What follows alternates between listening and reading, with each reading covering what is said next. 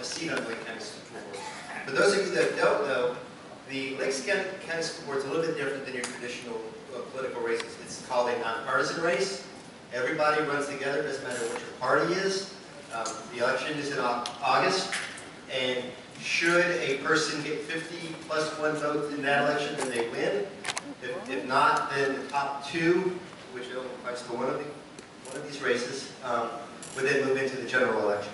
So if you're interested in the school board, you need to vote in the primary to have a say. You need to vote in the primary to have a say in anything. So, having said that, and the districts, there's 5 districts. You have to live in the district, but everybody in the county votes for each of the district races. So if you see someone here that's from Claremont, or from Leesburg, or North Lake, you're all going to have an opportunity to vote for one of them. So all of these, their comments will be important to you. So without further ado, I'm going to introduce the candidates. First, they're going to introduce themselves. Then we'll get into some questions. Our first school board candidate represents the Claremont area, and he's Mr. Todd Howard, Dr. Todd Howard.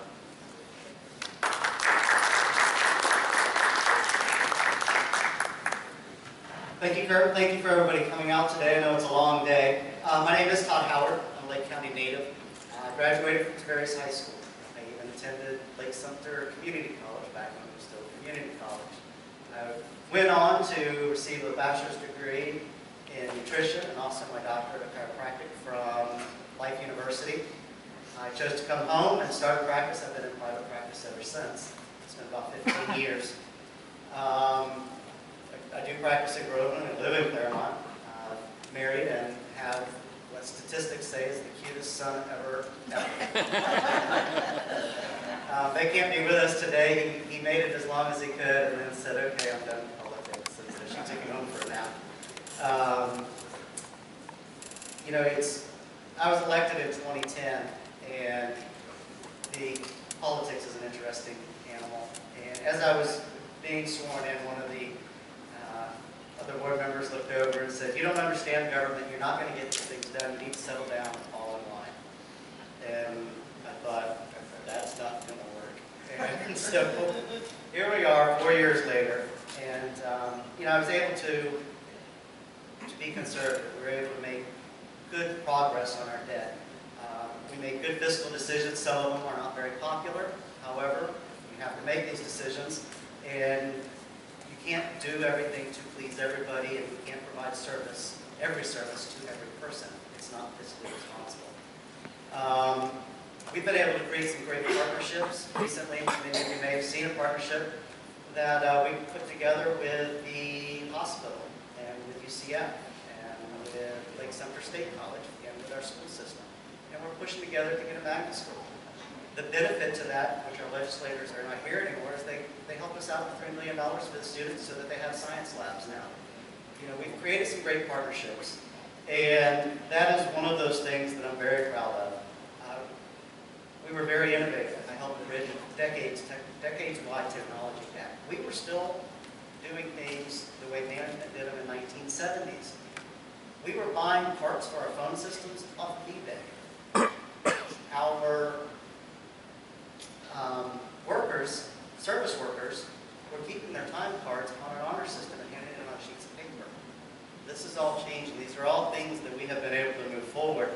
And nobody does this in a bubble. We have board members who also help. There will be more discussion about the things that we've done. But what I can tell you is I've been honest, I've been straightforward, and on August 26th, I need your vote to carry on. My primary goals are going to be moving more into the legislature and being able to, I'm going to grab my book. This is your state laws for the state legislature. It's 917 pages of that. We need to work on this. You're going to hear many, many conversations about what's wrong. Folks, this is what's wrong right here. It is the regulations that rule the schools that tie us from being able to do what we need to do. And hopefully we'll hear more about that today. I'm Todd Howard. Thank you.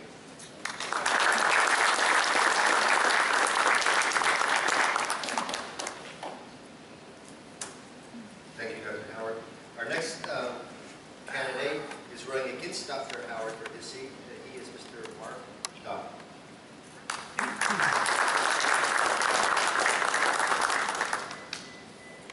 Hi, good morning, ladies and gentlemen. My name is Mark Dodd, and I'm certainly very excited to stand before you this morning as a candidate in Lake County School Board District 3. You know, I met a lot of you the other night at the Founders Club, and so you kind of got the feel of my teaching background and some of the things I've learned as a teacher. But I'd like to share a little bit of that unconventional path that led me to the classroom. See, when I graduated from the University of Florida with a degree in political science, I was fairly convinced that I was going to go to law school, and I was going to change the world that way. Around the same time, I'd actually met a magician performing in one of the restaurants there in Gainesville, and I said, wow, you know, I've always been interested in magic. I love doing magic. That'd be pretty cool. So I went up and talked to him afterwards and found out how I could become a magician when I graduated college. So there it was. I made a phone call home to my mom and said, Mom, you know, I'm not going to go to law school. I decided I want to become a magician when I graduate. I wish Skype was around back then because I would have loved to see the expression on her face. You know, but I think it was in that moment that the seed was planted about how much I really love children. You know, my wife is also a teacher. She followed a much more traditional path. We met at the University of Florida, where she had gotten her bachelor's degree as well as master's degree in elementary education and has now been teaching for about 9 years. You know, along the way, my career took quite a turn when I decided, all right, well, I'm ready to step more into the professional world and leave children's birthday parties behind.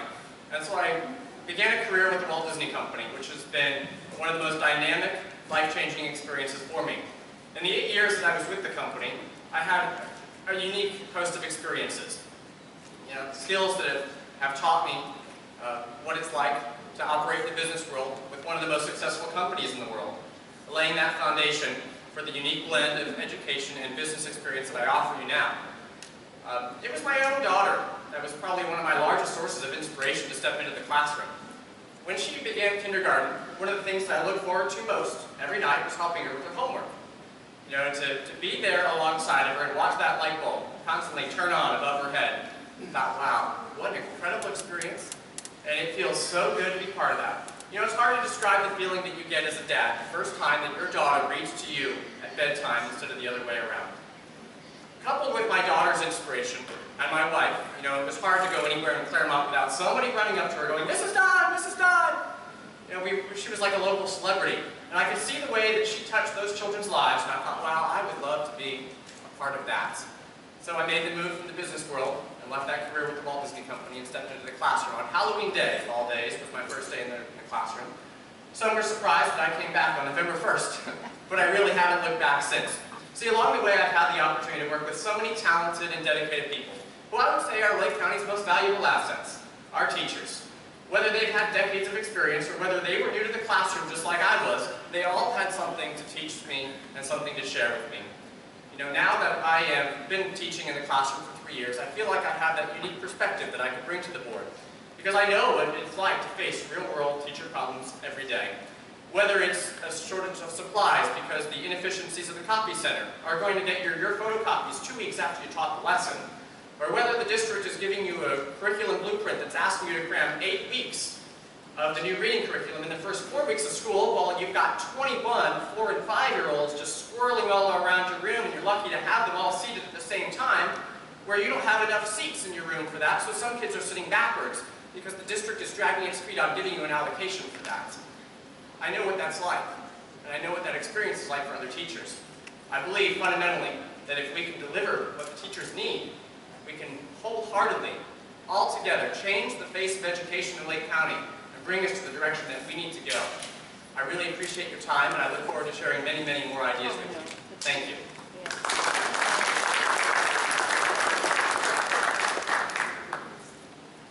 Thank you, sir.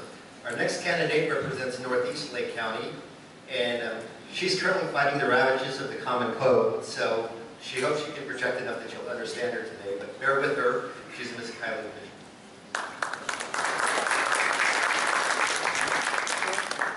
Ladies and gentlemen, I have had this flu for quite some time now, and it hasn't been pleasant, but it is an opportunity for me to be here today to talk with you. I am Kylen Fiser.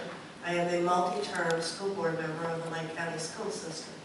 I have been blessed to work with many wonderful people, During the time I've been on the board, I've worked with 6 superintendents that were elected, 1 that's been appointed. I've worked with over 20 school board members. I know how to deal with change, and I know how to bring an agenda forward. I've been on the board when it was an A district. It has spiraled down to a C, and everyone up here wants to see it again attain an A. You can only do that through dedication. Dedication that keeps you involved in the Lake County education system for years. That means that you respect public education. It means that you also look for change, and change that is positive. Our charter schools are public schools.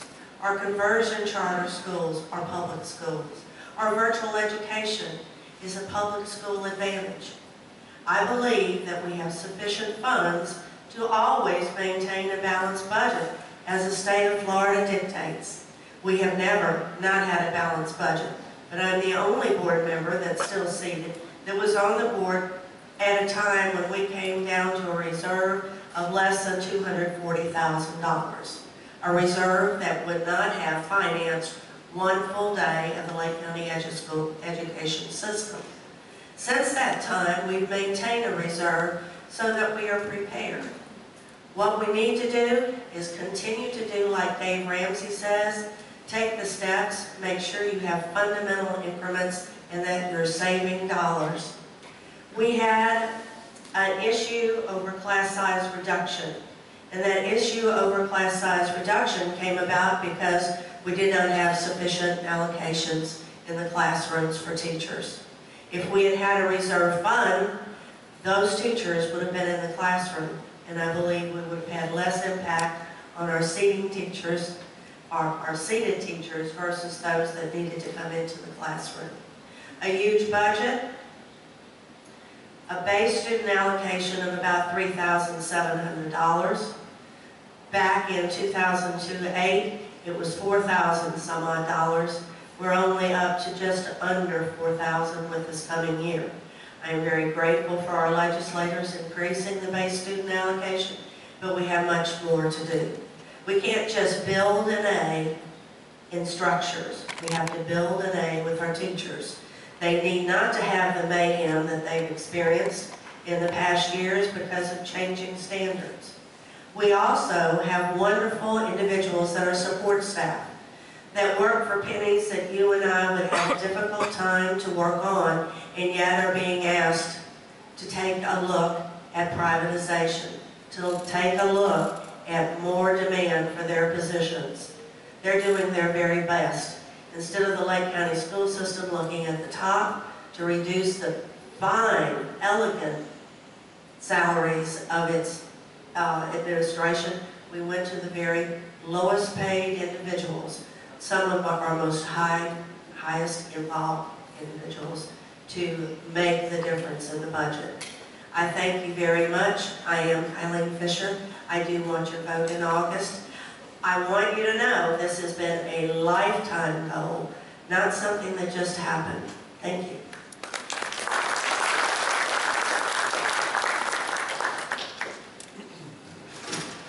Just in case. I don't want to be accused of getting half the candidates. Did you like it all?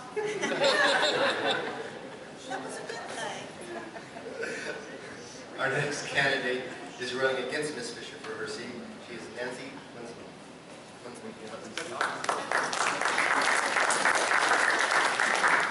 Good morning. My name is Nancy Munsme, and I am running for District 5 School Board seat.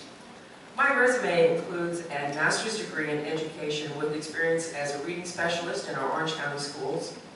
I come from a corporate background where I work for Darden restaurants, in particular Red Lobster restaurants, with a budget of $1.2 billion when I was there.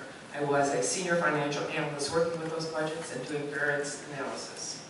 From Darden, I went to Tupperware, and I was the director of financial planning there. We had a $600 million budget. After leaving Tupperware, my husband and I lived in Tokyo, and we lived in Toronto. Got some worldwide experience and got some understanding of how things work in different countries. And we understood how great it is to live in this country. When we came back, I had the opportunity to start my own business, which this year will be 20 years old. So I'm an entrepreneur and a business owner for 20 years. I've also had the pleasure and the opportunity to be the executive director of the Eustis Chamber of Commerce, and I'm currently the director of Business Opportunity Centers and the Business Incubator Program at Lake Sumter State College. During the last 6 months in the job that I have now, I've had the honor and the opportunity to travel throughout the county and talk with various businesses, community organizations, and chamber members to talk about economic development. What could we do from our position to help you in economic development? And after we discuss the everyday sign ordinances, tree ordinances, licenses, the time it took to this, the time it took to do that, without exception, every single organization said, until we can fix education in Lake County, economic development will be very difficult to achieve. That is why I decided to run for the school board. I believe with the background I have, I really can affect change. I can make a difference. So I look at this and I know that a lot of the things that happen to our schools come from the state. I know we have a lot of dictates. And I also know that the school board really has influence over policy and financial decisions. But I believe that there are critical issues that we can affect locally and get started on immediately. I think that I could help us be more efficient and more accountable in our schools. I believe that I could bring strong fiscal and management experience to our board. Most importantly, I think by doing that, by fixing our policies with teachers, increasing our efficiencies and accountability, we can create an environment in our classrooms where our teachers can teach and our students can learn. We can get the passion back to be in education. The other thing that I've learned from being in the job that I have now, how critical it is to develop a relationship between the business community and the education community. Collaboration is key. We have to do that. Recently, I've had the opportunity to spend some time in our schools doing job readiness. I've been in the 3 high schools down here in South Lake. Last week, I did job readiness for 9th graders at Eustis High School. And I've done some avid programs in our 7th grade classes in middle school. We have many, many good things that are taking place in our school.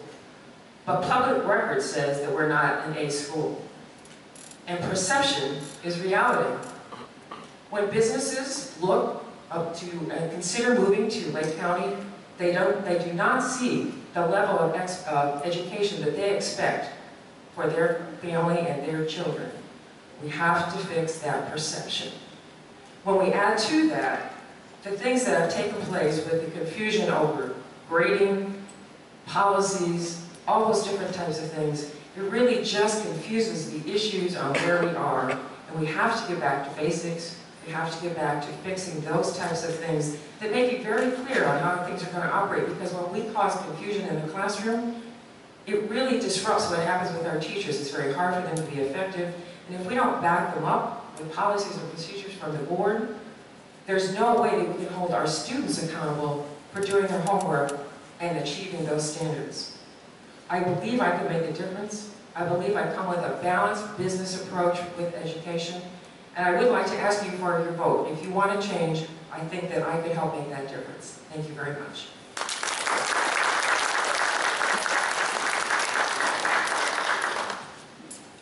Our next candidate is also running for that seat. She is Ms. Stephanie Wu.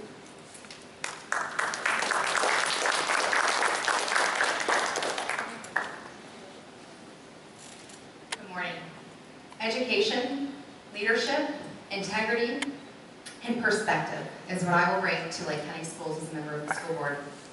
For the past 14 years, I have dedicated my career to education. I have progressed through Lake County Schools, first as a student, graduating from Two Marys High School, and then as a classroom teacher, a district-level program specialist, administrative-level project manager, and am currently serving as an instructor at the University of Central Florida, where I educate our upcoming teachers in mathematics and science methods and coordinate their internships in our Lake and Sumter counties. I also get to teach professional development workshops around the state, and I've been a nationwide consultant in education as well, developing curriculum over the last 5 years. I know the diversity that exists within our district.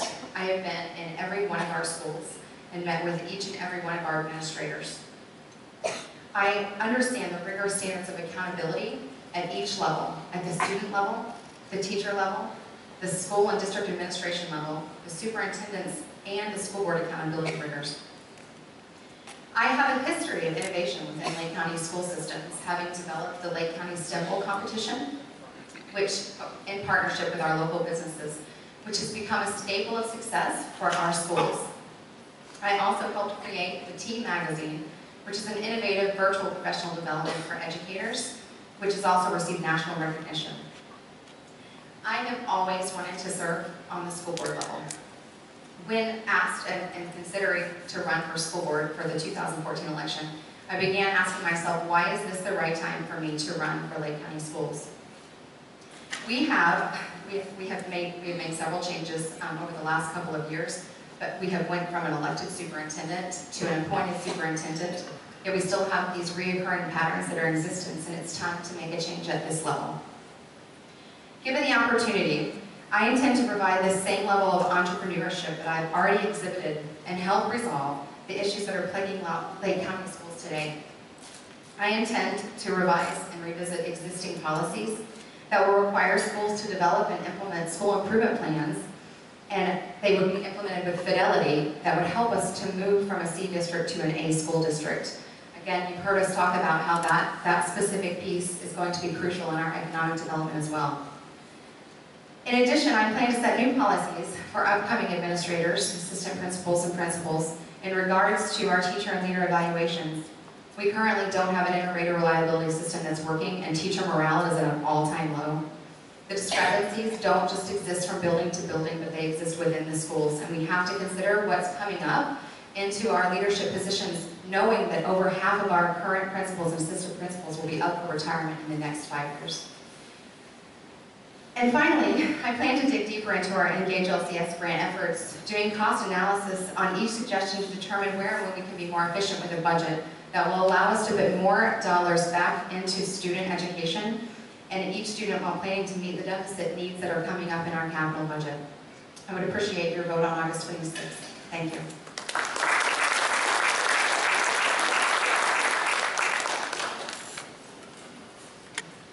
Our last candidate represents the Leesburg area, and he is Mr. And Southwest Lake County. He is Mr. Bill Clark.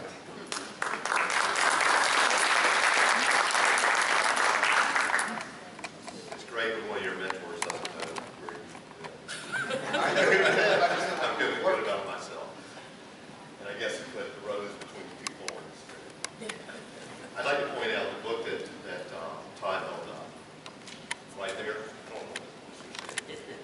Right after I was elected, the father of vocational education, Ken Bragg, and we became very close friends as I participated in the design of the commercial foods program. That's what my background is. And he was developing a vocational system that you see the merits of it today. But he brought a book to me that was the standards in 1982, and it was 44 pages. So that it's a huge difference. So we almost need, if Larry and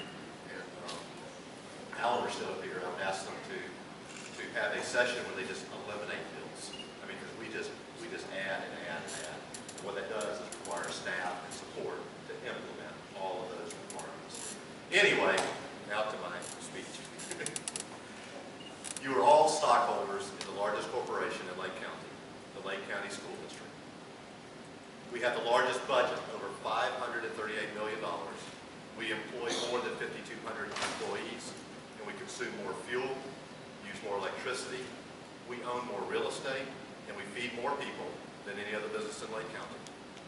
We exist for one purpose, and that is to educate more than 41,000 future leaders to be college or career ready. Like every large corporation, the vision, structure, accountability, and advocacy is the responsibility of its board of directors, and we are no different. Ours is called the Lake County School Board. Your board is made up of 5 districts, each responsible for a specific area. Southwest Lake County. Southwest Lake County. But we are elected and serve the entire county. I'm running for re-election in District 1. I have served 18 months, and in that time, I brought my successful business and fiscal conservative perspectives to a diverse board. My education includes an undergraduate degree in business, and my master's degree is in organizational management. I founded Matthias Food Service Equipment Company 32 years ago, and the first line of my mission statement is integrity of person. It is the cornerstone that all business transactions are measured, and I have brought that same level of integrity to our board. I am passionate about education. I have a combined 20 years of volunteer service on public and private school boards. I have a reputation and the governance experience to know how to reach across the aisle, whether it's to the county, Leslie and John, municipalities, state, and I have the leadership style to bring all stakeholders together to solve complex problems. I am asking for your vote August 26th to continue the hard work that we started together. Thank you very much.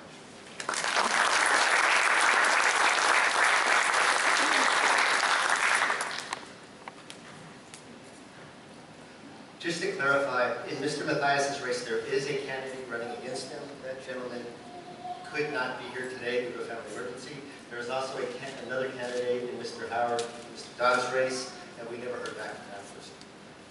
So, moving right along, you now know who the candidates are. The members of the South Lake 9-Foot Project have come up with 3 questions that they'd like them to answer for you. The first question will be to you, sir, and it will be, in your opinion, what are the 2 most important issues facing the district relating to education, and how would you address them? All right, well, I certainly appreciate the question. You know, one of the most important things that I think is facing the district is the disconnect that exists between the school board and the classrooms. You know, when you look at the resources that teachers need and what we need to be successful to educate the students and to bring that district back up to an A level, teachers are your #1 influencers on those students. You know, whether it is the teachers not being able to have the resources, either time or money or supplies that they need, or whether it's the teachers being burdened with a number of other things that are placed upon them.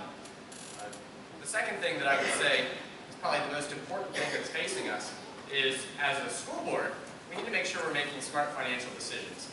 You know, I don't know about you, but in my own household, when my wife and I, Kelly, look at our budget and we say, oh boy, it looks like it might be a little bit tight this month. Well, what can we trim out? We don't go out and find a new job. We don't go out and find new sources of money. The first thing we do is we look at what we are spending currently and figure out how to make some smart choices. You know, there is a program that the district spent $500,000 on, and I'll tell you from my own honest experience in the classroom, I'm one of the most technologically savvy of the teachers in the school. I use a lot of technology. I immerse my students into it. But this is a program that is not user-friendly, and it turns out wasn't even needed. Yet we spent $500,000 on it. No teacher I know uses that program because we find that it's more efficient to use the programs that we already know in terms of how student data is housed. So, you know, in closing, I would say the most important thing is to bridge that disconnect between the classroom and the school board so that the school board can make some smart choices. Thank you, sir. Ms. Fisher, same question. Thank you very much. Ladies and gentlemen, as far as I am concerned, and as a school board member that has been responsible, budgeting, funds, and support of staff. Staff needs to know that we are there to support them. They need to be cognizant of the fact that we're going to supply sufficient training so that we don't have indecision about processes in the classroom, so that they are aware that a child is misbehaving, is going to be removed, will go to the principal's office, and there will be a consequence.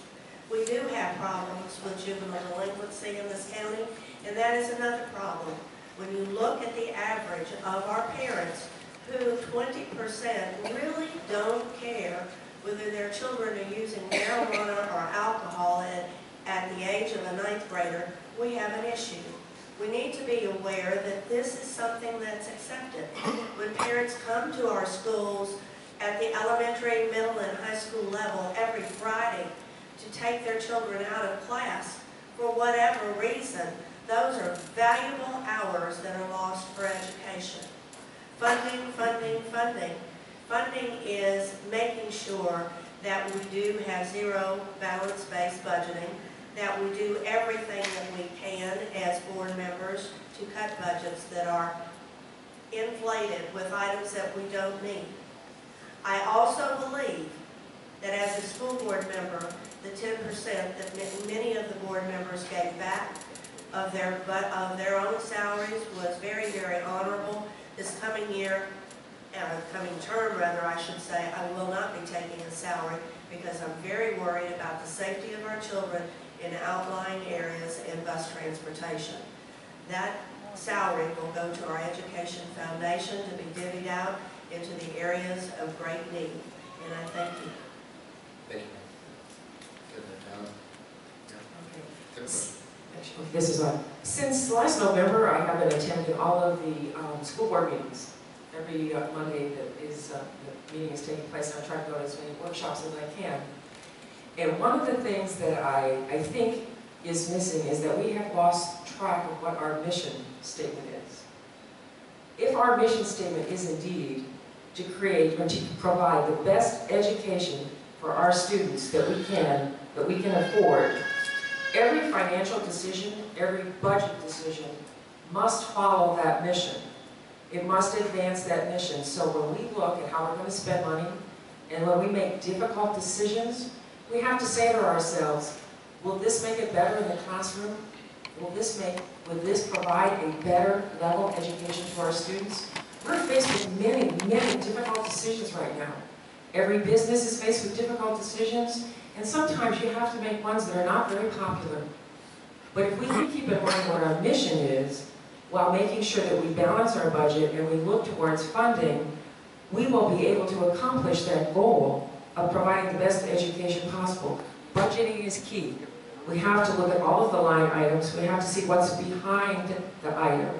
We have to know what are the sub-schedules to make up the numbers and make sure that we are actually spending money in the right places. Budgeting is key. Finding funding, future funding for our schools is key. But it all has to be driven by that mission statement to provide the best education that we can afford to our students. Thank you. Ms. Lu? Same question.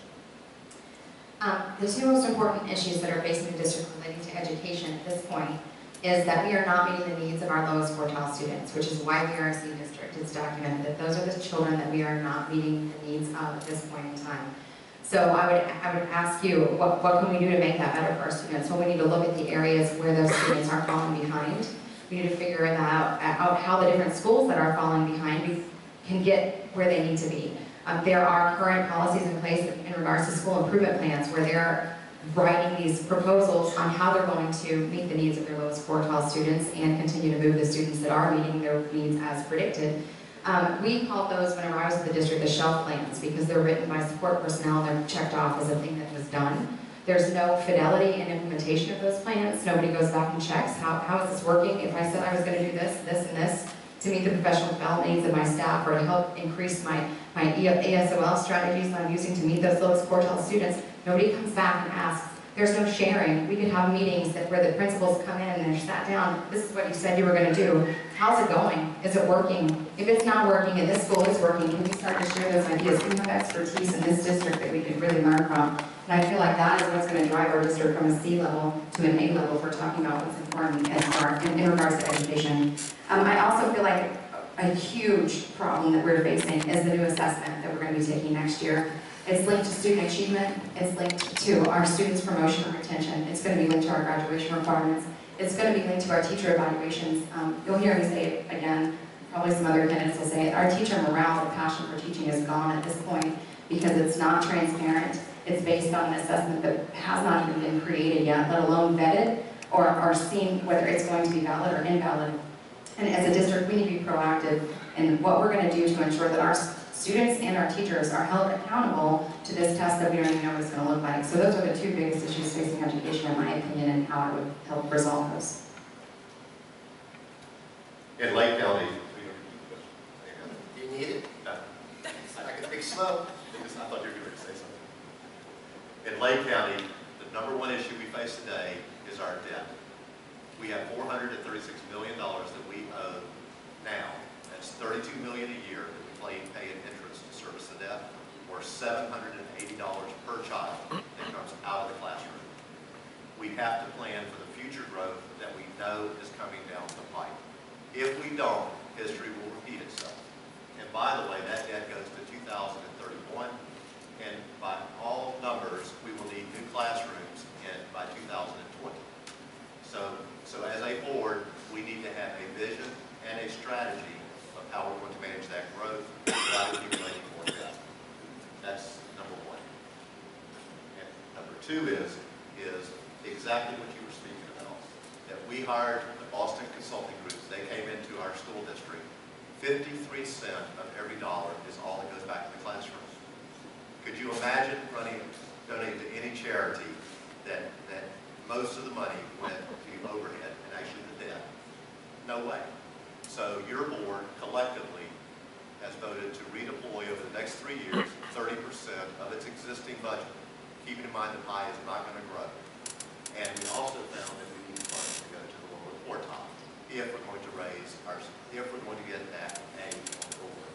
The consultants came in and said that's where we have to focus funds, our ESE. So there was a list of things that it's going to take real courage to redeploy those funds to the classroom. The problem with Engage today for Bill Mathias has been that it has started at our lowest paid employees.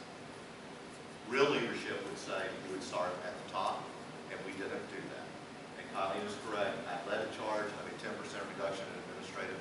That's $3.3 million. It's a time number to it.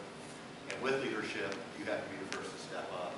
And in my first year, I donated my 10% and did not accept a pay increase. And this year, I've already written my check for 10%. So I continue to lead on that issue that we have to go at the top if we're going to redeploy those numbers. Dr. Howard?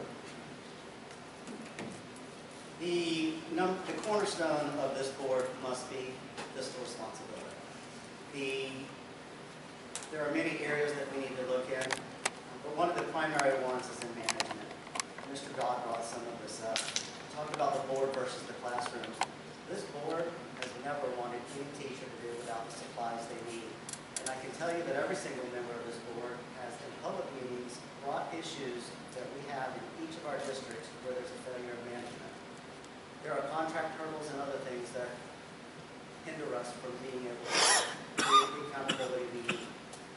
But we have the opportunity that is coming up, and that is one of the areas that we really need to work on. But you know, the fiscal responsibility is paramount. He also brought up one of my favorite things in the world, which is Decision Ed. It's a program. It's a database program. When we make decisions, we don't make decisions based on emotion. We make them on data. We have databases that don't talk to each other. They're in their own worlds. Decision Ed brings all of those databases so that we can run reports and correlate all of that data. It was by no means a waste of $500,000. It is the only way that we can make better decisions as a board that are fiscally responsible. The other area that we're going to need to work on is what I talked about, is legislation. I have called on our union representative, Stuart Platt, to bring together the teachers in the community. I've also called on Larry Metz to come together with me for this summer and start coming up with those repeal bills. We need to start putting these out. One of the other things that this board was kind enough to allow me to do is to create our own lobbying effort. I'm going to go visit with every member of the legislature who's on the K-12 committees so that we can get these things taken care of. When you write a bill that doesn't have a lobbyist behind it, it's going to die. We can't afford a lobbyist. And so that's one of the things that we need to change, and that is one of my upcoming initiatives as well. Thank you. Thank you. Our second question, Ms. Fisher, you'll start, is funding for the current and future needs of Lake County School a concern? Specifically, how would you address capital, administrative, and operational needs? How would I address capital needs?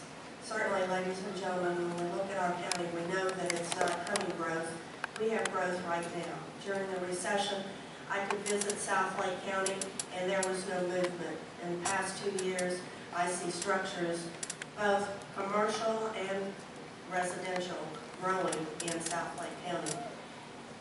To improve capital needs, you have to look to impact fees, and when you look at impact fees, you know that right now the impact fee for new growth is $2,500 plus.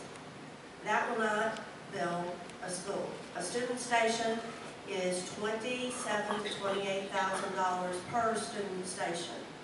For a quarterly payment to the Lake County school system of the 1/4 impact fee, the payment was $500,000. We have to be very frugal, and we have to ask for more attention to the impact fee. You also need to understand that our third of a tax is now going to sunset in 2017. The board has a decision to make as to whether it's going to a 1/2 cent or whether it's going to remain with the counties and the cities. I have publicly stated that I would remain with the counties and the cities, a third, and a third. But remember, that third only brings me $500,000. Excuse me, that is wrong. The third is not going to cover what we need. It is not sufficient. So when we're looking for special funding, we also have to be aware that we can't fund everything that we want to do. We have to be aware that we need to maintain our buildings. This is the first year that we've had public education dollars come back into the state budget. They're called PICO dollars. For the counties of Florida, all counties, public schools receive or will receive $55 million.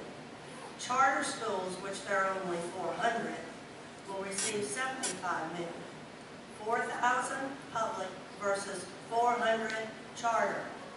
We have got to be sure that we are working with our legislators. We also have to watch our agendas for all spending. And I do want to state at this point that if you look on board docs or you look at our agendas, on every item that's brought before the board, there's a standard that's stated, and it also states how that agenda item is impacting the budget. So we do speak to the vision and the mission of the Lake County school system, but you must read all of the agendas to understand that. Thank you. Thank you, ma'am. Just to clarify what she was talking about with the 1/3, 1/3, there's currently a 1 cent sales tax that's in place at Lake County. It's a local option tax, and that's divided 1/3 between the cities, the county, and the school board. And the debate is whether the school board needs an additional part, an addition to bringing up to a 1/2 cent, and how that will move forward. I just want to clarify that for anybody who wasn't sure. Ma'am? I'm going to address this in two different sections. Recently, at one of the school board meetings, we had a presentation on capital projects and requirements. And there were some schedules that were presented to us, and there were questions asked. And one of the projections was that coming in the future, we would need $20,000 per classroom for improvements and upgrades. And when we asked for, or when it was asked, what were the details, what were we really going to spend the $20,000 on, we didn't have any sub-schedules for that. We didn't really know what that $20,000 was. We just said that we were going to be needing $20,000 per classroom. We also projected what we were going to need for each school going forward without backup schedules. The only point I make in that is whatever we have in our capital requirements, we have to make sure that it's documented and it has backup and that we are spending what we have to spend. We want great schools, we want state-of-the-art schools, but the fact of the matter is we're going to have to be, we can only spend what we can afford. We have to take a look at things and make sure that we're providing for our students, providing for our teachers, but making sure that we stay within our budget because we cannot, as Bill said, go into debt again. So looking at the capital budget, it will require a keen eye to understand that we're really going to spend the money where we need to spend the money. When it comes to funding, I think there are a lot of different issues and different ways in which we receive funding that need to be addressed. Impact fees will only affect a certain amount of people. People that are coming in and going to buy a new home will be those people that are paying the impact fees.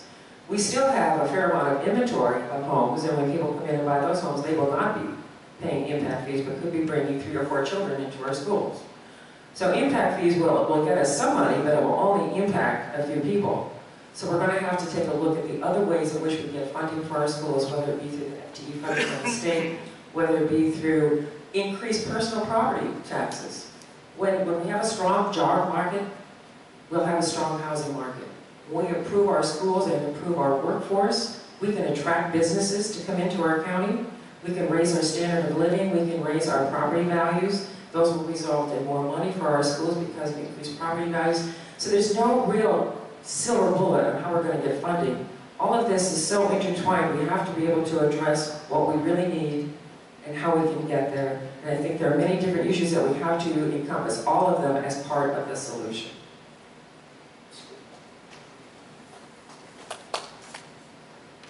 Okay, I'm gonna go over it.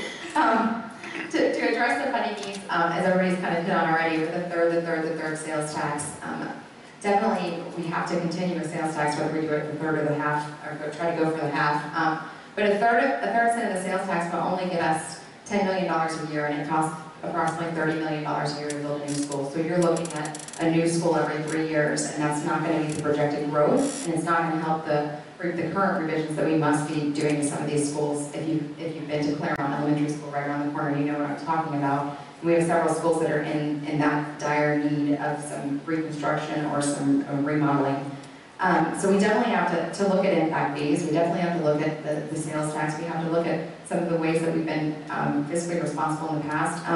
I think it was at one of the meetings in February that they were talking about the construction of Eustis Heights Elementary School and how they could bring in this really innovative virtual whiteboard to use in all of the classrooms, and they were looking at how the existing funding and how they could get that resource in the classroom, and one of the suggestions was to cut the $400 million parking lot. And I think it was you, Mr. Mathias, that said if we're going to cut it, then why did we need it in the first place? So it's those kind of questions that we have to have whenever we're talking about building new buildings, being responsible with the decisions that we're making, whether it's bringing something in the classroom that's going to impact children or not, and considering all of those things. So working with our county commissioners and being a joint group of problem solvers rather than just relying on one or two income sources to meet the needs. The first thing we need to do is determine what the capital needs really are. We had a presentation that said we had $993 million worth of needs in the next 30 years. Our staff was directed to come back and look at each district individually, and all board members have sat down with them, including me. I had a sustainability model that the district gave me, which is the number of students has to be 800. So the old days of having a elementary and a middle, those days are gone, folks, because you have to get that 800. So they're going to be K through 8s, is the model that I see.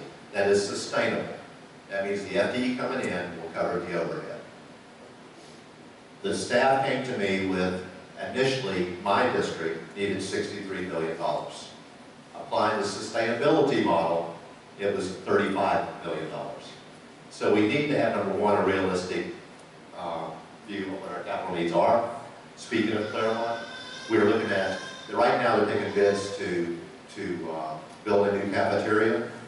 It may be that school's torn down in 5 years. Does that make any sense? No. That's the job of this board, is to sit there and go over those kind of issues, not the day-to-day stuff, but we have to have the ability to evaluate it, and we have to have a staff that has given us all the information that is truthful. So I don't know where we are with our capital needs right now, because I haven't got the numbers. I will tell you the number that's been published, I don't believe is accurate, but I will get to that number. It's just going to take some time. And I told Mr. Figgs, here is how we pay for it. Pay as you go. That's the way we're going to do it. So we know that we have the 1/3, which is about $10 million a year, and we know that we have capital dollars. Apply those to the most needed, wherever it is in the district, and that's how we will approach it. The idea, they want us to approve, to go before you, what's called a GO bond, and fund all these capital needs. I am not in favor of it, folks. I am not in favor of it. Dr. Howard? When it comes to capital needs, the primary thing we need to do is move away from debt. Debt has killed us. Mr. Mathias talked about the debt service. $32 million a year, 15 of which is interest. That's a elementary school that's going away every year. It's a middle school every 2 years. It's a high school every 4 years. That's a significant amount of money that taxpayers are paying in that is going out to banks and other folks. We need to get away from the debt. The impact fee, we've talked about full funding. We're going to have to look at full funding of the impact of new growth. That's the way it is. We can't afford to pay for it any other way. So whether it's an impact fee or a transaction fee, we had a transaction fee go up before the legislature this year. Alan Hayes was able to do that for us. It died in Senate. There's options out there. We need to look at all of those, but we have to fully fund our new growth. The 1 cent sales tax, that's going to go to the schools with our greatest needs. We have already identified those, and I share the frustration that we don't have an exact amount. It is, well, we could do this, we could do that. We need to have numbers that we can vote on, and that is what has made it tough. It makes it tough for the conversation of the 1/3 cent sales tax, or that 1 cent sales tax, because we don't know what we're voting on. We don't even know if it's going to cover it. We all know it's not, but how close are we going to get? What else are we going to do? Are we going to put ourselves into a bind? And the final part is we need new ed specs. I've been asking for this for 4 years. Ed specs, we should know exactly what's going in a school, in a classroom, and we don't. We build a new classroom, we don't know what's going to go in there. At Lake Mineola, one of the first things that I learned is that you don't know what's going to happen. Our track and field out there, no idea until we voted on it. $4.5 million worth of sports complex. They put in a rubberized track. It's great for the students. The problem is there wasn't a booster club. There wasn't any. Nobody else in the county has a rubberized track, yet that was what was put forth to us. We need to have a spec to know exactly what's going to be built, how it's going to be built, and how much it's going to cost. And those are pretty much going to cover most of it, but our key is we've got to get at that. Mr. Dodd, you get the last word on this. Thank you. Well, I certainly agree with many members who have spoken this evening and candidates that we need to have a very clear vision. We need to understand what our priorities are, so that way we can budget appropriately and figure out exactly how much we need. It is certainly quite possible that our income is not going to cover our needs, even with all the increases that others have talked about. One of the other things I'd like to also throw out there for you is not only should we be considering the growth of new schools, but how we can enhance existing schools. I teach at Grassy Lake Elementary. A few years ago, the board had voted down an expansion wing for us, a 10-wing classroom, recognizing that there wasn't the growth. Well, now I teach in a portable, where 10% of the school is housed. I have 19 kindergartners, where the class size amendment says 18, and all of us are in the very same boat. And we all have 19, or some even 20 students in our classrooms instead of the 18. In a portable, space is not there, and if you can imagine the learning styles of kindergartners and students today, sitting in their seat for 6 hours or more is not going to be the best learning approach for those students. How can we enhance the existing facilities? That's certainly a big question that needs to be on all of our minds. My own children, in the past, we've applied for the lottery at Cypress Ridge Elementary. That's where my wife used to teach and where she began her career. Ironically, until they asked her to teach kindergarten, how I do it. but they have their parents knocking down the doors trying to get into that school. That is an amazing environment that they have, and we should not be destroying that environment. It's the top school in the county when you look at their scores. How can we enhance that? How can we create that kind of environment for other students to be able to relish in the opportunity of that most outstanding education? And how can we replicate that model throughout our county? That's what we need to consider. Thank you. Now we'll move on to our third and final question. Once maybe we'll start. What is your position on the Sunshine State Standards, sometimes referred to and associated with Common Core? Wouldn't you all like to get this question? Luck of the draw, I get to go first. Okay. Common Core standards or Florida State standards. I do believe in standards for our students to be able to be measured for achievement. I believe that we all work when we know what's expected of us and we can evaluate what we are achieving. However, I do not believe in the Common Core standards and the Florida State standards. I think the problem falls in a couple different categories, and I believe that, and I've been in the classroom, I don't teach currently, but I've been in the classroom participating, And I think that we are putting undue pressure and structure on our teachers. We are giving them a time frame in which they need to teach. We're giving them a structure in which they need to teach. And I believe that we are taking away their creativity to meet the needs of all of our students. Now, it's interesting that we would call it Common Core because none of our children come to school from a common background. They don't come from common homes. They don't come with common readiness skills. Many of our students come to school and they've never seen a book.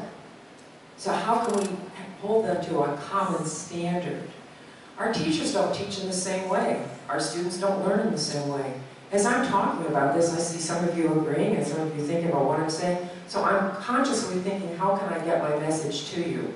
How can I accomplish getting this across? Teachers do this every day. They have to be the most creative individuals that we know to be able to meet the needs of our students. When you think about a teacher teaching students that are behind the curve, that do not speak English, that are at grade level, and those that are advanced, it is very difficult to teach it one way and to do this today and to do this tomorrow. We have to be creative. The goal is for our students to learn. Our students that are challenged and come from homes where they don't get that readiness skills deserve as much as every other student. And we are charging our teachers with that responsibility. Yes, standards are good because we want our students to excel, we want them to progress, but we have to address them in a different way that doesn't restrict our teachers with the time they can spend with each one and to tell them exactly how to teach. I would like to actually take a little bit of this time to clear up some misconceptions about Common Core. The structure that our teachers are currently teaching under and the time frame in which they're provided to teach actually comes from the district. It's developed by your program specialists that are specialists in mathematics and reading and so forth, and they get together teams of teachers that write these curriculum maps and then they send those out to the schools. They set the time frame based on when the assessment is going to be given. So if I'm having an assessment the second week of April, I need to make sure that I've taught all of these standards that our students are being held accountable to prior to that test in April so that they can be successful on the test items that they'll be presented with. In regards to that test and multiple ways to solve, I can tell you the problem with Common Core. Common Core actually requires students to have multiple strategies to solve solutions. At the heart of what they're trying to do is give us the opportunity to differentiate instruction to our students because we don't all learn in the same way. I might learn by memory or be a visual auditory learner, somebody else is a kinesthetic learner, and somebody else might use one strategy for addition and somebody else uses a different strategy for addition. And it requires teachers to have the know-how and the wherewithal to be able to teach all of these different methods and strategies to our students so that hopefully one of those strategies will stick and they'll be able to be successful. The problem with Common Core comes in that the test, again, that is being designed is going to test students on each of those strategies. So if I'm a student that uses part-whole to solve addition or subtraction problems, I might be asked to solve an addition subtraction strategy problems with a completely different strategy because it's written in the standards that way. So if we're really trying to get students to use strategies that make sense to them and provide meaning to mathematics or the reading language arts that they're working on, then we can't hold them accountable to 6 different strategies that were written in the benchmark. So that would be my perceived problem with Common Core, along with the fact that the barrier that's been put in arranging this assessment, that so many measures are going to be based on next year, and I continue to pound that only because it's going to affect every level of accountability. It's going to have an impact on our students and their retention and promotion next year. It's going to have an impact on our teachers, on their salaries. We do have a salary scale that's supposed to be put in place July 1st, 2014 for teachers that are based on their evaluation. And that evaluation comes from 50% of the assessment that they haven't seen yet. And it's going to impact this district because if our schools don't perform on that assessment, what's going to happen to the grade that we currently have of a C? So it's going to have an impact that's greater than just these Common Core standards. That assessment is crucial to the success of our district. Before I speak, I want to remind everyone of what Alan Hayes said about Governor Scott, is there's a lot more that he agrees with than he disagrees. I happen to believe that Florida state standards is a good thing for us. That Common Core replacing FCAT was a good thing for us. Now, with that said, we have nothing to do with it. This is all decided at the state level. The problem with Common Core is actually the assessment component and the exemplars that followed it. The concept of Common Core is what I'm speaking about. And the Florida state and the governor recognizing that the part assessment, this high-stakes assessment. It wasn't ever really completely written. The governor suspended it in September of 2013. The new assessment company that built this process is called AIR. And my problem is we are implementing a standard that we have no assessment for yet. So, and again, you have to kind of, as I'm learning more about the business of education, is follow the money. And so where you had a standard that was nationally acceptable, which is called the SAT, or the ACT, or the AMSVAM, those are nationally accepted. Why did we build on that? Why are we now paying another company to develop a test? We're going to be implementing these assessments, and we are, and there's no one who believes in accountability more than me, but we are in like this overload of accountability.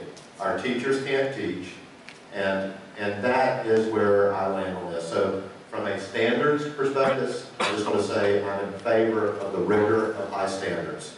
The other parts, it is your vigilance, by the way, that the governor did what he did already. It is your vigilance at the state level that can help to mold this.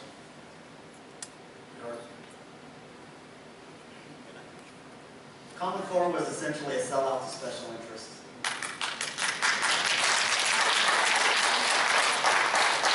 I don't think you're going to find a board member who's not going to say that we're for rigorous standards. In Common Core may be more rigorous than the old Sunshine State standards. But the fact of the matter is that the Florida Department of Education sold our education to the lowest bidder when they went with AIR on the testing. It's a Washington, D.C. firm. We no longer control it. We no longer control what's going to be put in our books. We no longer control what's going to be put in our curriculum. Because when you have a company who's making the test, you have to teach what's on the test. We can't go teach about pots and pans if they're testing about apples and oranges on the test. You just can't do it. They're just too different. And so we have an issue. The best way that we can do that is to go back to the legislature and ask them. That's why I keep going back to this. This was something that the Florida Department of Education did. They didn't listen to the school boards. They didn't listen to our lobbying group. They didn't listen to any of us who told them this is not going to work. And as this is implemented, I'm here to tell you that it's going to get worse before it gets better. It's coming, and this is going to be an absolute train wreck within the next 3 years. Well, I think that certainly one of the most exciting things is, for anybody when you think about curriculum is adding rigor. For my own children, I push them, and I have high expectations for them. And when I'm in the classroom teaching, I think about all those students as my own, and certainly I have high expectations for them. I want them to go as far as they can in life and to do very well with it, and I want it to be easy for them. Naturally, it won't be. But when I attended a workshop a while ago, they told me that a couple of things. One, that I could very well have students in my class who are going to have a job that hasn't even been invented yet. Wow, that's an incredible thought. Very sobering. And they're going to use some tools that haven't even been invented yet, so certainly I want this. They also told me that just about every kid who is ahead academically at the end of kindergarten will statistically stay ahead by the end of their academic career. So, the pressure's on. I want the parents to be thanking me for the thousands of dollars of college scholarships that should come their way when they graduate high school. So certainly adding rigor is, there's nothing wrong with that. I think one of the best things that we've done is taken ownership of the standards, because they do need to be our own. When we talk about standards that are developmentally appropriate, there have been standards in my own classroom where I've had those high expectations that have just not been possible for those 5 or 6 year olds yet. They're just not ready for it. So it's nice that we have involved people who can now make those standards our own and make them appropriate for us. As we talk about the evaluation component of Common Core or Florida standards, one thing to certainly consider is to make sure that the evaluations are aligned to the standards that we're supposed to teach. This year, I'm going to administer 5 weeks of standardized testing in some way, shape, or form to my kindergartners in the last 9-week grading period alone. Whether it's already existing tests that I must give, or whether it's the CSAT, now picked by our district to administer to the kindergartners, which is 5 days of testing not aligned to the standards that I've been told I'm supposed to teach from the state and from the district. And yet, that very same evaluation tool is going to decide, it's going to be a component of my value-added measurement, what I provide to the students. It needs to measure growth and not achievement. When I started this year, there were 8 students of my 21 who were either 4 years old or who had just turned 5 in the first month of school. When I compare their achievement level to the other students at the end of the year, of course it's not going to be the same. But have I failed as a teacher? Absolutely not. Because I look at the growth that they've had. I look at students who haven't gone to preschool, and they came in not knowing the letters and sounds, but they're now reading short stories. But yet on this test, the CSAT, not even aligned to our own standards, those students might fall short. And it looks like I've fallen short as a teacher. So I think that we need to continue to take ownership, and we need to involve the teachers, the educators, in making those decisions. Thank you.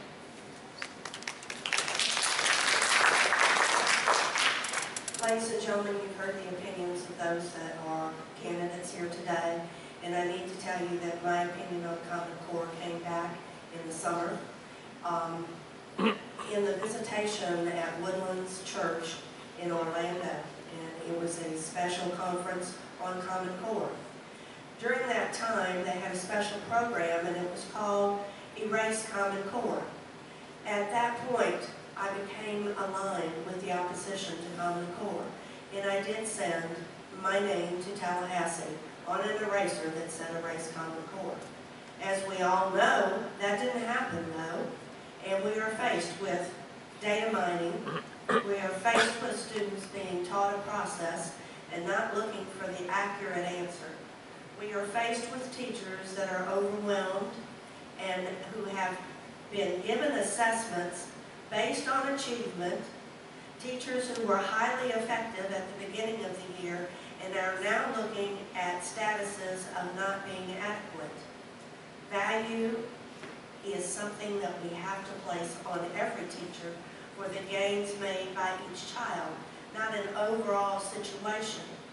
How can you adequately identify teachers' needs if we don't adequately provide them the training? At the beginning of the school year, I had teachers coming to me who were very, very upset, and they taught in the same arena that the gentleman next to me taught in. They actually said, "I think I'm moving out of education." That's something that I've heard all year. No matter what event I have attended, either the teacher or a family member has come up and said, "My family member is so distraught that what she or he does in a classroom is criticized." We have criticized, we haven't done constructive training. We have criticized, and that is wrong. Common Core, process, not accurate answer. We didn't get to the moon by process alone, we got there by accurate answer. So I am diametrically opposed to Common Core. Our teachers are still going to struggle with this, our students are still going to struggle with this, and at this moment I'd like Summer Fisher to stand up. Summer is a freshman at Umatilla High School, that's my granddaughter. She's struggling because her teachers aren't happy. She's struggling because the community of education feels they don't have any support. And she's struggling because she has to meet standards that have changed every year of her middle school and high school experience now. So Summer, thank you, and I'm sorry to have introduced you, but I will also tell you she ranks 8th in the county and the region for hurdling. So that's something we're grateful for. Thank you. That concludes the questions for our school board candidates. We'll now move on to closing comments. Because we're running a little bit long, if you would just remain in your seats when you make your comments at the same slow time, we won't have to cut back your time this week. Turn the microphone on because I bought this one. There we go. Okay. For the purposes of this election, you will have to decide which candidate will do the best job for our students. After the initial forums that we've all attended this week, the most important consideration that you need to make is how I'm different, what makes me different, and what makes me the best choice for this position. I have dedicated my entire career to education. I strive for excellence within this position and have a classroom, district, and state level perspective on education. I have positive working relationships with classroom teachers, school and district administration, and state level educators and administrators. I have had to take initiatives that were embedded in controversy and guide and facilitate positive change at the school levels, with the new rigorous math standards that were initially implemented in 2007, at the district level with the new teacher and leader evaluations, and at the state level regarding setting standards for the FCAT 2.0 mathematics test, where I was the leader among 18 education specialists in the state. Not only have I helped shape the culture of these initiatives, I've done it with a positive outlook and built professional working relationships along the way in spite of the negativity that surrounded these issues. I have the leadership and innovation required to set sound policies regarding education because of this experience, and have kept our children at the heart of every decision I've made over the last 14 years. There are policies that we currently have in place that need to be revised to help improve our current standing as a C school district that my knowledge base and experience can drive. There are inefficiencies in our management that need to be analyzed and acted upon now to ensure that we are capable of providing our students with the best education presently and in the coming years. Most importantly, I'm a lifelong learner dedicated to serving this community. I will research problems, listen to stakeholders, and act on what is right and sound for children. What I won't do is run a campaign that promises what the audience wants to hear at a particular time just to get your vote. I will not change my intentions or expectations, which is doing what is right for our children. I do not know all the answers, nobody does, but what makes me different is I will be an activist for children and for the good of our community. I am a product of Lake County Schools and come from a background that's similar to a lot of our students, a majority of our students actually, who depend on a strong education to change their opportunities in this life. I can help make that change a reality for Lake County Schools. Patsy Salzberg says that accountability is what is left when personal responsibility is taken away. Because of my passion for education, I will be your responsible candidate and not just the accountable one. And I would appreciate your vote on August 26th. Thank you. Out front, I left my position paper. The 912 project sent out an entire list of questions, more than 3. I guess just pick the hardest ones. My response is out front. It'll also be on my website at billmathias.com. I think, Fred, you're going to publish it as well? And it'll be published as well. It's important for you to understand how I view my role on the board, and that is as a board of directors. I don't micromanage. We don't go in the classroom, and the only person that's accountable to us is the superintendent. I have offered her clear and concise leadership when it comes to issues that I felt she needed to react to, and that's with her staff, and that's who answers to the superintendent. I am very, very proud of my service so far. I ask for your consideration and your vote on August 26th. And W. Todd. Thanks for coming out again today. It's been a long day. I remain a fiscal conservative. There was a discussion about portables. That was my decision. I brought that to the board. We were being asked to spend $4.4 million on a set of classrooms when we had empty seats a quarter mile away that would house every single one of those students and more. Did I make that decision? Absolutely. Was it pop? It surely wasn't popular, I can promise you that. We had a lot of public hearings. I got a lot of flack about it. It was in my district. People, how can you vote against your own district? Because it's the right thing to do, because it's the fiscally responsible thing to do. That's the one thing I will promise you, is that I have always remained fiscally responsible. Been an effective leader. I've worked with my community. I've worked with many of the members in the legislature. I've worked with the county commission. Sean Parks and I visited every single municipality in South Lake to find out how the schools and the county can work with them. These are things that we do because we know they're right. And through the leadership and through that, we've been able to help with some of our economic development. The other thing is that I've been a catalyst for innovation. When I came on, as I told you, schools were stuck in 1970. We're moving them along. We're bringing the opportunity for technology into the school. It's very important. It's our kids' future. And those are some of the most important things that we can do is to put this technology and give these kids a chance at a career. And that's what I've done. That's why I'm working on magnet programs. That's why I'm creating partnerships with our universities and our colleges so that we can do that.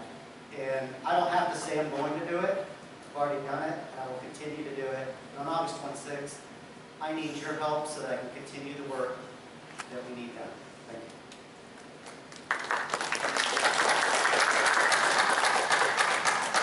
Ladies and gentlemen, I'd also like to thank you for the opportunity to be here this evening, and so that way I can share with you some of the insights that happen in our classroom on a daily basis. You know, it's that unique perspective that I think would be incredibly valuable to bring to the school board, that I understand the daily problems of a teacher. When you have a computer that freezes constantly during your lesson, which is being observed by your principal for your formal observation, you know, it's difficult to navigate through that.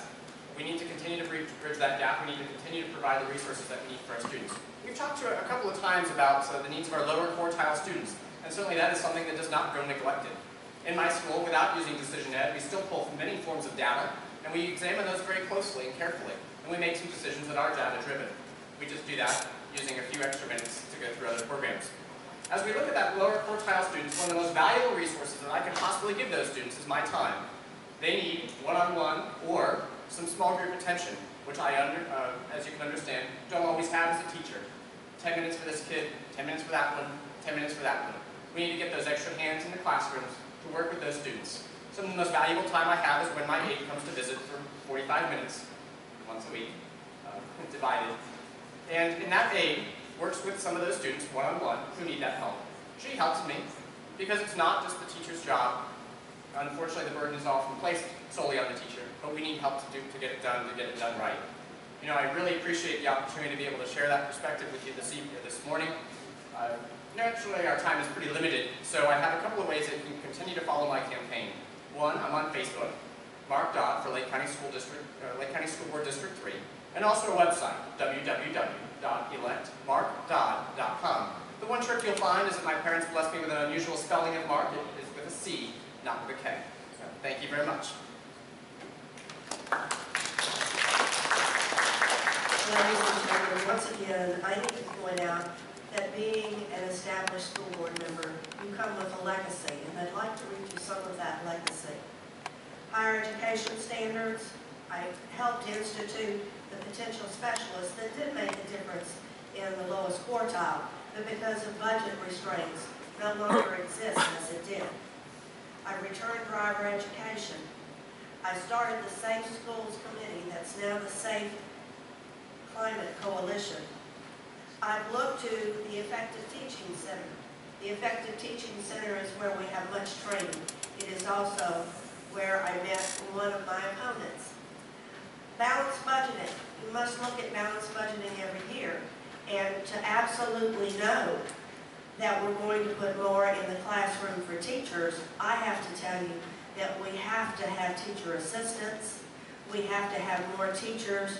We don't absolutely need to cut teachers if you want to have an A school system. That's the backbone of the classroom. Make the teacher happy, keep the teacher happy, bring the parents in, let them be proud of their children. You'll have an A school district. I do want to mention that I did read the school improvement plans. They weren't on a shelf, but as the board was to vote on the school improvement plans, they were in the consent agenda. I'm the only board member that brought up those school improvement plans for any kind of discussion. School improvement plans say behavior is bad. Ladies and gentlemen, I introduced the bullying policy before the state of Florida because I was involved in Safe Schools. I want you to know that we continue to look for how we can advance safety at all levels. The community itself comes into our schools every day. If you have a community that fights among itself, it brings it onto our campuses. Our teachers spend an inordinate amount of time trying to diffuse things that happen in the community or on the school bus. Our school bus drivers deserve medals of honor for keeping our school students safe and getting them to school on time. Every time that I read an agenda, I call and ask questions. I don't ever vote without looking at the recommendation of the superintendent that's seated at the time. If you did that, it would be a foolish thing. You need to question, but I have to tell you, I don't always get the answers that I want from the administration. I also have to go to the public. When the public tells a board member there's an issue, such at Eustis Heights Elementary School. We were ready to put the wiring in. That school had no wiring for internet connectivity. How could that possibly be? We would have had a new school that wouldn't have been prepared. When I brought it to the board's decision or understanding, then immediately the administration popped up and said, oh, just last week we found out we could get these wonderful new TV whiteboards, and they got them in. But that wasn't happening if your board member wasn't vigilant. Thank you very much. Remember to vote Fisher. Thank you. I think you might all agree that one of the most interesting things is that there are 7 people running for school board. I think that in itself is indicative that we have some issues that you're not happy with. When was the last time you saw this many candidates running for school board? It's probably been a while. I think Mr. Mathias said something that's very important to know, in that the school board really works with the superintendent and does not really work within the classroom and does not actually implement that change itself. It does work with the administrative staff and it works with the superintendent. And I think that that's what will help make me different. I'm going to come with a business experience and I'm coming with my education experience to understand what happens in the classroom, but it will be the business experience and the financial responsibility that will help make these decisions and the difficult decisions. But as you think about how you're going to vote, where are you going to cast your vote, think about the things that have been in the news the last 6 months, and think about why we got there and why have we not changed these things. How did we get to this point? For instance, why has it taken so long to determine that we spend only 53 cents out of every dollar in the classroom? Why do we have inconsistent grading policies throughout our schools? Why do we not know what to do when a classroom exceeds the 25 limit? Why is no one held accountable for the lapse in good policy and decision making? Why have so many of our teachers lost their passion to teach? Who is willing to stand up and make the difficult decisions as we move forward? Do you believe, as I do, that our county deserves better? Do our students and teachers deserve better? If you do, it's time for a change. It's time to vote for someone who can look at things, get to the core of the issues, and someone that's willing to make the difficult decisions, because we have them facing us. There will be people that we will have to counsel, people that we will have to train. We might have to make a difficult decision on our superintendent. We have to have someone who's going to make those difficult decisions, and I am one of those people. If you would like to know more about my platform, if you'll go to nancymunsme.com, it'll have some notes on there. It'll tell you more about my resume, and it'll also tell you what I stand for. So please think about voting for Nancy Munsme on August 26th, and I thank you very much for your time today. Thanks. All right. These are our school board candidates. They're all up for, you all have an opportunity to vote for one of them on August 26th, depending which, in each race. So I hope you take what they have, listen to what they've said, maybe go to their websites for their materials. And we appreciate your time. In a minute, we're going to move on to the commission candidates. But before we did, I'd be remiss if I didn't one more time thank Colonel Danny McKnight for his time, for his speech, and his service to our country. Thank you, Colonel.